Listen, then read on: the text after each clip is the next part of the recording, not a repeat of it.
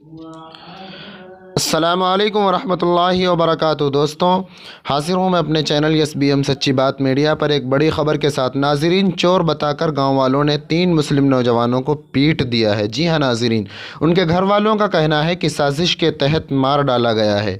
معاملہ بدھ کی رات چوری کے الزام میں 3 مسلم نوجوانوں کی بھیڑ نے پٹائی کر دی۔ اس میں ایک شخص کی جمعرات کے دن علاج کے دوران موت ہو گئی۔ باقی 2 لوگ، جن کا نام ساجد اور رقم الدین کا مگدھ میڈیکل کالج میں علاج چل رہا ہے۔ معاملہ بیلا گنج تھانہ علاقے کے ڈیہا گاؤں کا ہے۔ متعلقین کا کہنا ہے کہ سازش کے تحت لڑکوں کے ساتھ مار پیٹ کی گئی ہے۔ بابر کولکتہ میں نوکری کرتا تھا، وہ مزدور لینے کے لیے گاؤں گیا تھا۔ حالانکہ اس معاملے میں کئی طرح کی باتیں سامنے آ رہی ہیں۔ کوئی آپسی اختلاف کی بات کر رہا ہے تو کوئی سمپردائے ہنسا سے بھی جوڑنے کی کوشش کر رہا ہے۔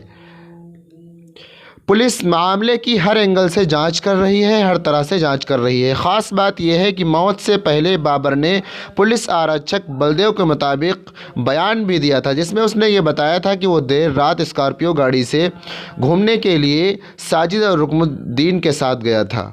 اسی دوران گاؤں والوں نے پکڑ کر ان کی پٹائی کر دی۔